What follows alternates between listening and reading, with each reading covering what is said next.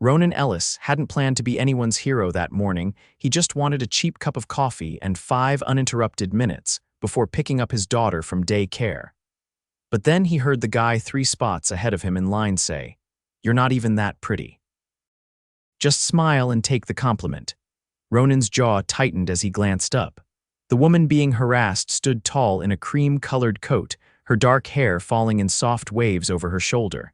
She wasn't saying anything, just staring at the man with flat eyes and a tight jaw. Her coffee sat untouched on the counter. The man leaned in closer, grinning like he thought he was charming.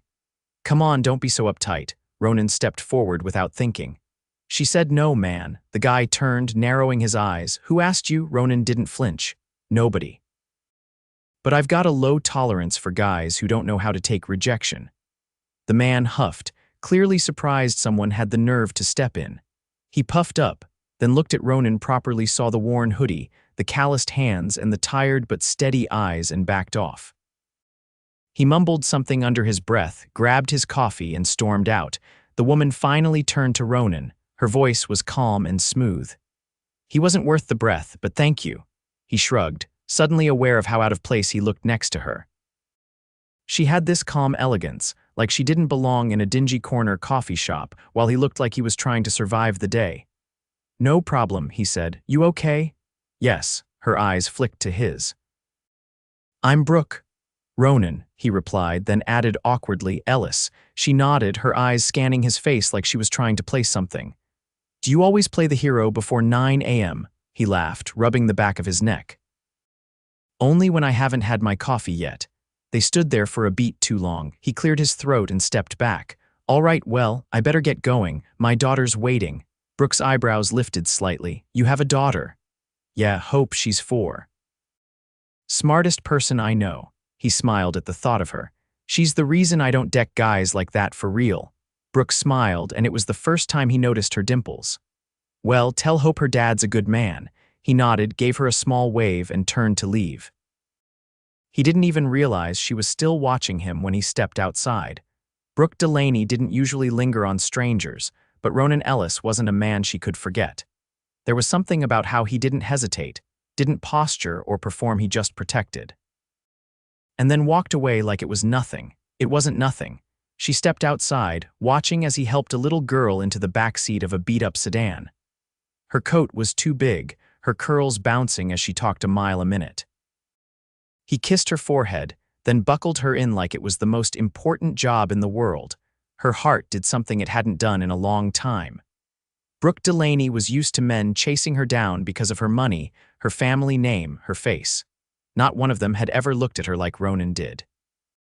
Like she was just a person. She got into her black SUV and pulled out her phone. "Call Melissa," she said aloud to her assistant's number. The car's speaker clicked. "Brooke," Melissa answered quickly. "Everything okay? I need you to find out everything you can about a man named Ronan Ellis. He has a daughter, drives a silver Honda, early 2000s. He was at the Broadstone Cafe this morning." There was a pause. "You want me to investigate a guy from a coffee shop. I want to know where he works, what he does, and if he's single. Don't ask questions. Just find it." Brooke rarely got curious, but something about Ronan made her feel like she had to know more. And if the universe dropped a man like that in her path, she wasn't about to let him slip away. Ronan didn't expect to see her again. That kind of woman. She probably lived in a penthouse and had a driver. He was lucky if his rent cleared on time. He was on the construction site the next day, wiping sweat from his brow, when a sleek black car pulled up across the street. He didn't think anything of it until Brooke stepped out. Ronan froze, gripping the ladder. She walked toward him like she owned the sidewalk, but her eyes were soft when they landed on him. "Hey," she said, stopping just a few feet away, clearly ignoring the stares from his coworkers. He blinked. "Hey, can I buy you lunch?" He stared at her, then glanced around. "You're serious?" "Very," she smiled. "Unless you prefer coffee shops and chaos," he laughed, stunned. "I mean, I'd offer to drive, but my car doesn't exactly match your ride." "I'm not here for the car," she said quietly. "I'm here for you." He didn't know what to say to that. No one ever said things like that to him. After a second, he pulled off his gloves. "Let me change real quick." She took him to a small Italian place that didn't even have prices on the menu. the waiter greeted her by name. He sat across from her in his cleanest jeans, still feeling out of place. "I'm guessing this isn't your usual lunch spot," he said. Brooke smiled. "No, but I wanted you to know I'm not just showing up for fun." He raised an eyebrow. "So what are you showing up for?" She hesitated. "To be honest, I haven't stopped thinking about you since yesterday, and I don't usually feel like this." Ronan leaned back, watching her like she was speaking another language. "You don't seem like someone who gets told no very often." "I don't," she admitted. "And you're not used to chasing after guys who wear steel-toe boots and eat fast food."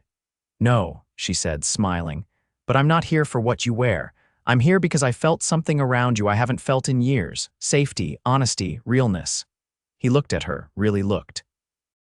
"You're not what I expected," he said. She tilted her head. "Is that a good thing?" "I don't know yet." She laughed softly, then reached for her glass. "Then let's find out." And just like that, something shifted between them.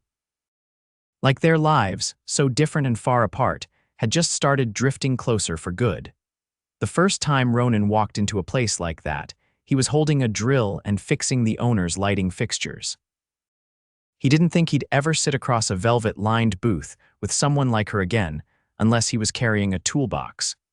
But here he was, standing beside Brooke Delaney in the corridor of a gallery that smelled like old money and fresh paint. The walls were lined with abstract pieces that probably cost more than his entire apartment complex. A string quartet played softly in the background, and servers floated past balancing trays of champagne flutes and tiny hors d'oeuvres that looked more like jewelry than food. "I still can't believe I let you talk me into this," he muttered, tugging at the collar of the blazer she'd insisted he wear. It wasn't his, of course. She'd sent it to his apartment that morning in a garment bag with a handwritten note and no return address. Brooke turned her head toward him, her earrings catching the light. "You said you'd never been to an art showing. I thought I'd help you cross it off the list." "I don't even know what I'm looking at," he said, staring at a canvas that looked like someone had spilled 5 buckets of paint and walked away. "You're not supposed to," she replied. "You just feel it." "I feel like someone's laughing at me from behind the curtain." She laughed quietly, then turned her body toward his, her voice lowering just enough that only he could hear. "You don't have to impress anyone, Ronan. Least of all me." A man in a navy suit approached them then, holding a glass of something amber. "Brooke," he said, his smile tight, "didn't expect to see you here tonight. Thought you were in Geneva." "I flew back this morning," she replied without missing a beat. "Henry invited me personally." His eyes shifted toward Ronan. "And your date is?" Ronan extended a hand automatically. "Ronan Ellis." The man shook it, barely concealing his curiosity. "Do you collect?" Ronan blinked. "Tools?" Brooke's expression didn't change, but her eyes gleamed with mischief. "Ronan's in construction. He restores historic buildings." Now that was generous. The man nodded slowly. "I see. Well, enjoy the show." Once he walked off, Ronan exhaled. Did he look at me like I was chewing with my mouth open, or am I just imagining that? "He's irrelevant," she said simply. "You do realize I'm not the kind of guy people expect you to show up with." "I didn't ask for their expectations." He tilted his head. "Then what did you ask for?" Brooke didn't answer right away. She looked around the room, then back at him with something unreadable in her expression.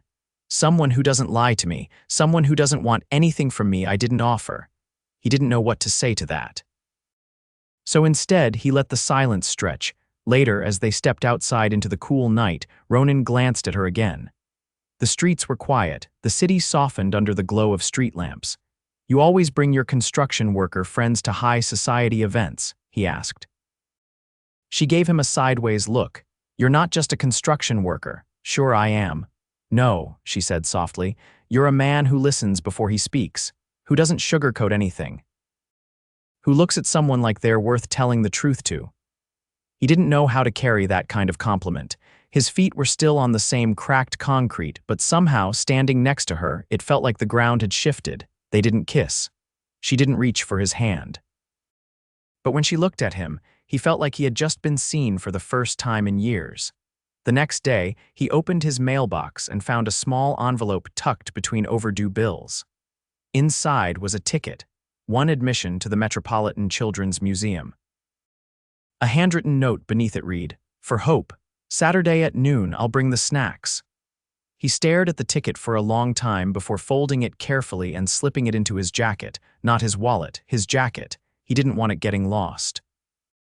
Hope was already bouncing in the backseat by the time they pulled into the museum parking lot. She tugged at the strap of her little backpack and asked, "Is she really coming?" Ronan glanced at her through the rearview mirror. "She said she would." "You like her," Hope said matter-of-factly. He didn't answer. Brooke was waiting by the entrance, sunglasses tucked into her coat pocket, holding a paper bag filled with something that smelled sweet. Hope's eyes lit up. "Is that her?" Ronan nodded, watching as Brooke crouched down the moment they reached her. "Hi, Hope," she said, offering the bag. "I brought chocolate croissants. The lady at the bakery says they fix everything, especially boring museum days." "They're not boring," Hope said, taking the bag. "They have a spaceship room." Brooke looked up at Ronan. "Do you like spaceships?" He shrugged. "I like watching her like them." They spent the afternoon beneath neon stars and foam planets. Hope ran ahead, dragging them from one exhibit to the next, occasionally stopping to explain the science behind something she barely understood. Brooke listened like every word mattered. At one point, Ronan caught her watching Hope with a strange expression. Not sadness exactly, something more complicated than that. "You all right?" he asked, keeping his voice low. She nodded. "I just didn't think I'd ever get to do something like this." He frowned. "Why not?" She hesitated, then turned back to the gravity simulator. "My life's always been curated events, appearances, meetings. Nothing ever feels real. This does." Hope came barreling back toward them and threw her arms around Brooke's waist like they'd known each other forever. "I like you," she declared. Brooke blinked, caught off guard. "Why? You don't talk to me like I'm a baby, and you smell like flowers." Brooke laughed then, a sound Ronan hadn't heard before, unfiltered, surprised, real. That night, when he tucked Hope into bed, she whispered, "You should keep her." He smiled and kissed her forehead. "I don't think it works like that." "Why not?" she murmured, already half asleep. He didn't answer. But later, when he was alone and the apartment was quiet, he found the note again, the one that came with the museum ticket. He ran his thumb over the paper and wondered what the hell he was doing. He'd built his life around surviving, around keeping his head down and doing the work. But now, a woman who lived in a world he'd never even dared to look toward had stepped into his, and for the first time in a long time, he wasn't sure he wanted to stay where he was. The doorbell rang just as Ronan was tying Hope's shoes. She looked up from her tangled laces with wide eyes. "Are we expecting somebody?" He stood slowly, brushing his palms against his jeans. "Not that I know of." Hope trailed behind as he opened the door. A woman in her 60s stood on the other side, holding a clipboard and wearing a soft blue cardigan over a pressed blouse. Her expression was polite, but her eyes were assessing. "Mr. Ronan Ellis," his shoulders tensed. "Yes," she extended a hand. "I'm Claire Hampton. I'm with Social Services." Hope's fingers clutched the hem of his shirt. Claire offered a reassuring smile. "There's nothing wrong. Just a routine follow-up. We had a few flagged reports regarding your residence and employment stability. May I come in?" He stepped aside, jaw clenched. "Sure." Hope sat on the couch without being told, too quiet for her usual self. Ronan motioned to the armchair across from her. Claire sat gracefully. "I understand you've recently changed jobs," he nodded. "I left a company doing commercial projects. I've been doing independent work on residential properties. It pays better now. And child care, I pick her up after work. I don't leave her longer than I have to. I've got a neighbor who watches her if I'm stuck on site." Claire made a note. "Your daughter's school mentioned she missed 2 days last week. She had a stomach bug. I kept her home." Another note. "And your lease. There was a delay in payment last month." He felt heat crawl up his neck. "I covered it. The check cleared." Claire glanced at Hope. "She's a bright child. She's everything." Claire's smile softened. "I see that." When she left, Ronan sank into the couch beside Hope, rubbing his hands over his face. "Are they gonna take me away?" she whispered. "No," he said immediately. "No one's taking you anywhere." But his voice didn't sound as steady as he wanted it to. That night, after Hope was asleep, he stood in the kitchen staring at the same overdue utility bill he'd shoved to the back of the drawer 3 times. He couldn't afford to fall behind again, not with Social Services sniffing around. A knock at the door startled him. Brooke stood there in a long coat, her cheeks pink from the cold. She held a paper bag and a bottle of wine. "I didn't know if it was a good night," she said. "But I couldn't stop thinking about you." He stepped aside wordlessly. She looked around. "Where's Hope?" "Asleep. Long day." She reached into the bag, pulling out 2 containers. "Chicken pot pie." "I didn't make it, but it's from the place I told you about." He didn't remember her telling him about any place, but he didn't say so. They sat at the kitchen table in silence for a few minutes. He picked at the crust, appetite gone. She finally spoke. "Something happened." He didn't want to tell her, didn't want her to see the cracks. "Social services dropped by," he said anyway. "Someone flagged my file, probably a teacher or a neighbor. Happens when you don't have money and someone sees you look tired." Her gaze didn't waver. "What do you need?" He set his fork down. "Nothing, Ronan, I'm serious. I'm not taking a damn cent from you." She didn't flinch. "I wasn't offering money." He looked at her. "I was offering help," she said. "Connections, information, legal advice if you need it. Whatever makes it easier to breathe." He leaned back in his chair. "You don't get it. If I let someone like you fix this, I lose." She nodded slowly. "Then let me be part of the solution without taking anything from you." His voice was low. "Why are you still here?" She didn't blink. "Because I care." The silence that followed was heavier than anything either of them had said. Then Brooke stood. "I'll be at the Oak Ridge fundraiser tomorrow night. I don't want to go, I have to, but I'd rather face it with someone who doesn't pretend." He didn't answer. She turned to leave, then paused. "Your pride is beautiful, but it doesn't have to isolate you." He didn't sleep much that night. The next morning, he found a small envelope tucked into the crack of his front door. No note. Just an event pass and a name tag with his name printed in flawless gold script. He stared at it for a long time. Hope was eating cereal on the couch, her feet swinging. "Are we going somewhere tonight?" He looked at the pass again. "Not sure yet." But by 6, he was pulling his only button-down shirt over his shoulders and brushing dust off his jacket. Hope looked up from a picture book. "You look like when you go to interviews." He smiled faintly. "It's something like that." He dropped her off at his neighbor's, promising he'd be back before bedtime. When he arrived at the Oak Ridge estate, a valet took his keys without comment. He stepped inside and immediately felt the difference. This wasn't a gallery or a trendy restaurant. This was power. Every chandelier and marble tile screamed legacy. Brooke was standing near the fireplace, her hair swept back, wearing a gown the color of embers. She caught sight of him and crossed the room without hesitation. "You came," she said. "I'm not sure why. You don't have to be sure. Just be here." He looked around. "What exactly is this event?" "My family sponsors the hospital wing. This is their annual fundraiser." "Your family's here," she nodded. "My father's on the board. He doesn't know about you." He almost laughed. "I'm sure he'll be thrilled." "He won't be anything," she said with steel in her voice, "because I make my own decisions and I wanted you here." He studied her face. "What do you want from me, Brooke?" She didn't hesitate. "A chance to know you." Someone called her name, and she stepped away briefly. Ronan stood near the edge of the room, watching champagne flutes being passed and conversations that sounded like contract negotiations. A man in his 50s approached him, tall, silver-haired, with a practiced smile. "You must be Ronan," he said. Ronan nodded. "And you are Grant Delaney, Brooke's father." Ronan's posture stiffened. "I assume you know who we are," Grant continued, "and what we represent." "I'm starting to." Grant's smile didn't reach his eyes. "Then you understand why I'm concerned." "With all due respect," Ronan said, "I don't answer to you." "No," Grant agreed, "but my daughter has a history of impulsive attachments." Ronan's jaw tightened. "I'm not an attachment." "Then what are you?" Brooke reappeared then, slipping between them with a calm expression. "Dad," she said, "this is the man I told you about, the man I'm seeing." Grant's smile faltered. "I see. I doubt that," she replied. "But you will." She took Ronan's hand, ignoring the whispers around them. He let her. Because whatever this was, wherever it was going, he was already in it, and for the first time, he wasn't running from it. The knock came just after sunrise, when the city was still hushed, and the streets outside Ronan's apartment hadn't begun to stir. He'd been up for hours, sitting at the kitchen table with a mug of black coffee going cold between his hands. Hope was still asleep in the next room, curled under the blanket with one arm draped over her stuffed rabbit.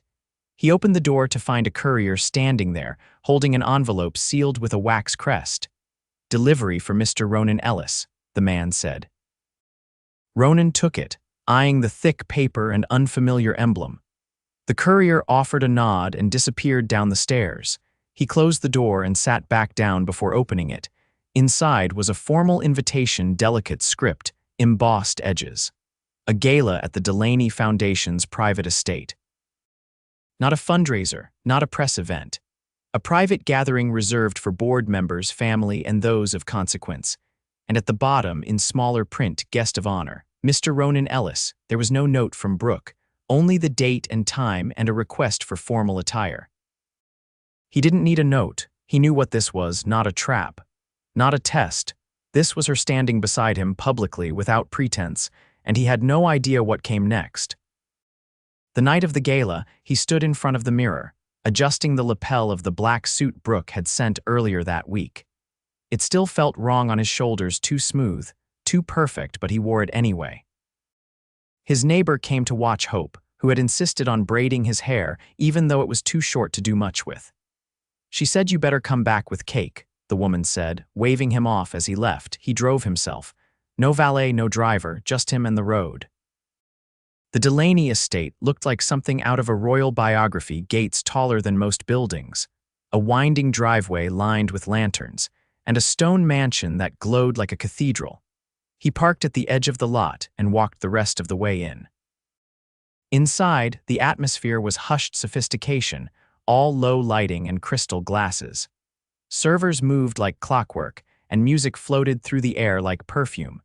Brooke stood near the center of the room, speaking to a group of older women in tailored gowns. She wore navy tonight, simple, clean lines, no frills.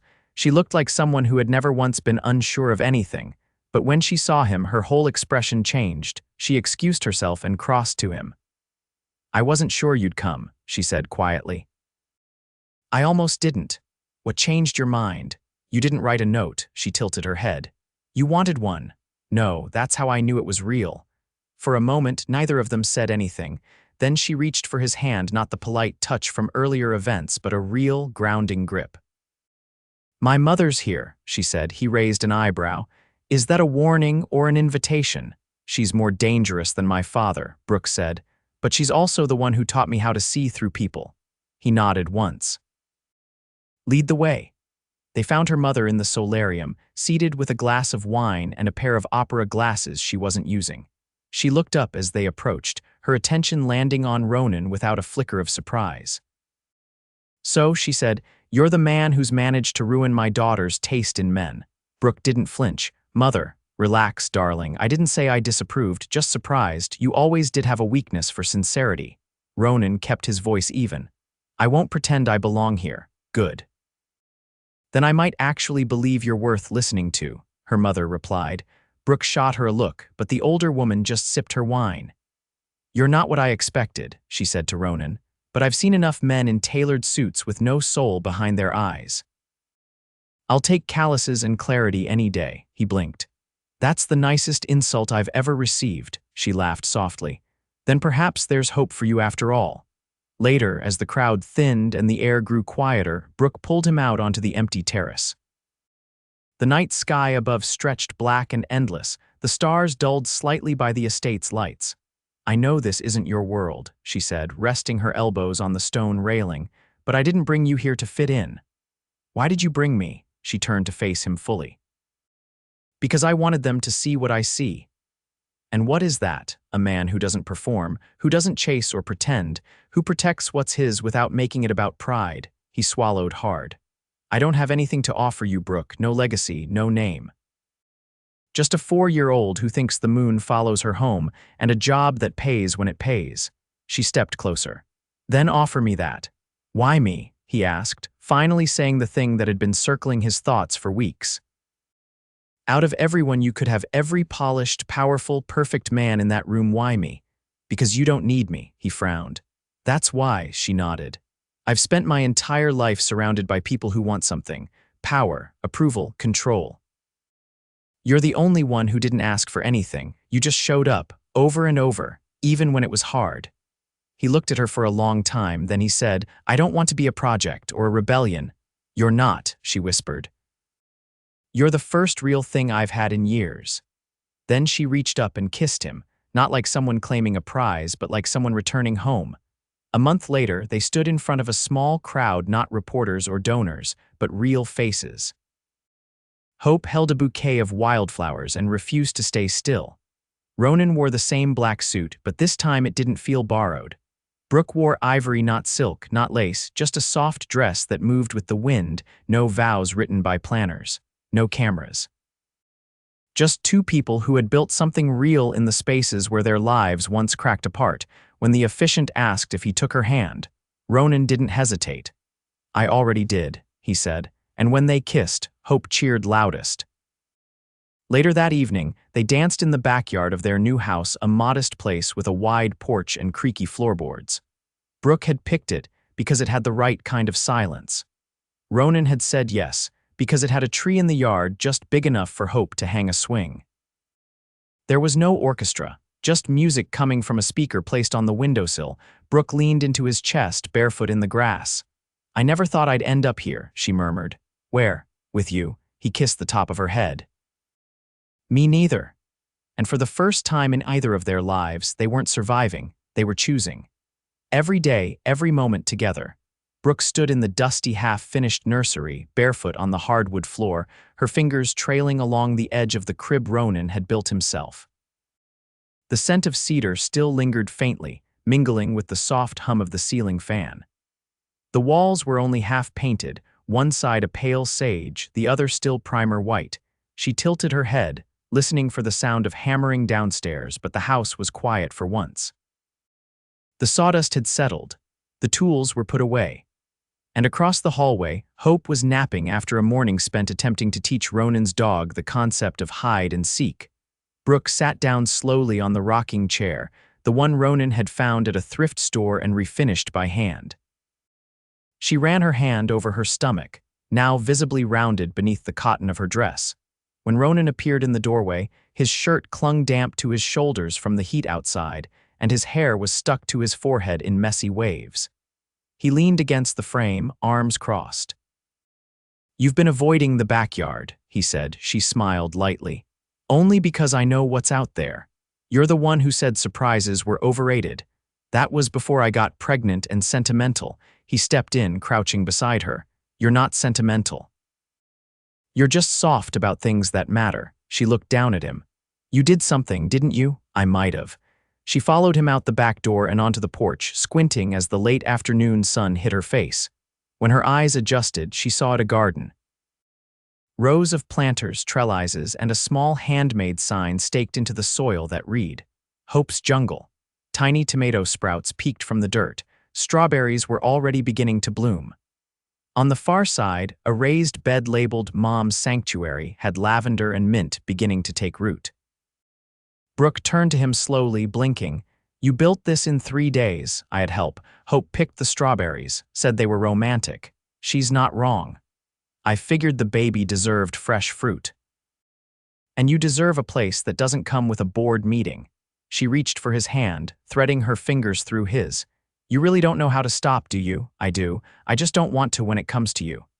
They sat on the porch steps as the sun dipped lower. The wind played with Brooke's hair and Ronan reached out to tuck a piece behind her ear. "I've been thinking about something," she said. "That's usually my line." She nudged his shoulder. "It's about last names." He looked at her, waiting. "I don't want you to take mine," she said. "Not because I care about tradition, but because your name means something to me. It means hands that build, promises kept. It means hope, and this house, and this life that's more real than anything I ever had before." His throat worked as he swallowed. "You want to be Brooke Ellis." "I do. And the baby, I want them to carry your name, because that's the name that taught me what love actually looks like." He kissed her then, slowly, like the world was quiet enough to allow it, and in that moment it was. Later that evening, while Ronan read Hope a bedtime story about a fox who built a treehouse, Brooke sat on the porch swing and watched the stars emerge. The garden lamps flickered to life one by one, casting a gentle glow over the new life they'd planted together. When Ronan stepped out, barefoot and holding a glass of water, she reached for it and took a slow sip. She asked if she could pick the baby's name, he said. Brooke smiled. Did you tell her no? I told her we'd think about it.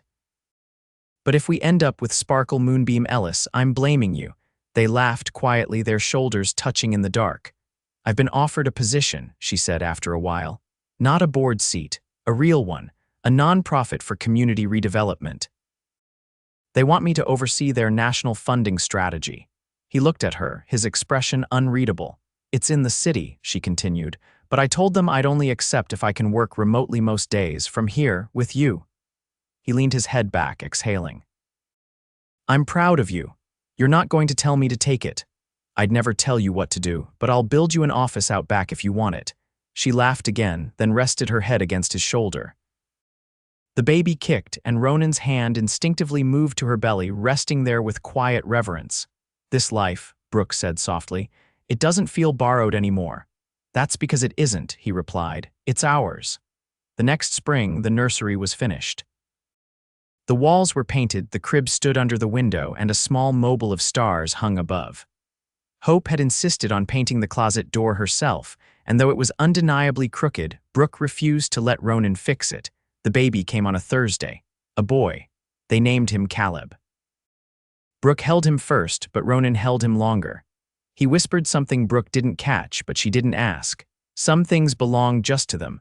Hope declared herself the big sister boss and took her role with both ferocity and chubby-cheeked pride. She read to Caleb every night and insisted on introducing him to every single plant in the garden. Ronan built a small sandbox next to the raised beds. Brooke returned to work, part-time, from the sunroom he converted into her office. Her voice filled the house during conference calls, low and steady, while Caleb napped beside her in a bassinet. Every evening they sat together on the porch. Sometimes they spoke, sometimes they didn't. But the silence between them was never empty. One night Ronan stood behind her, arms wrapped around her waist as she rocked gently on the swing. You know, he said, I used to think I was building a life for Hope, just her and me against the world. Brooke tilted her head toward him. And now I know I was laying the foundation for all of this. For you, for our family, she turned, pressing a kiss to his jaw. You didn't build it alone. No, he said, but I never would have started if you hadn't shown up in that coffee shop, she smiled. Fate, maybe. Or maybe it was just time. The stars blinked above them like they were listening, and inside their children slept in a house that wasn't perfect, but was entirely theirs. A life made of small moments, messy love, and the kind of peace that comes not from stillness, but from being exactly where you're meant to be together. Always.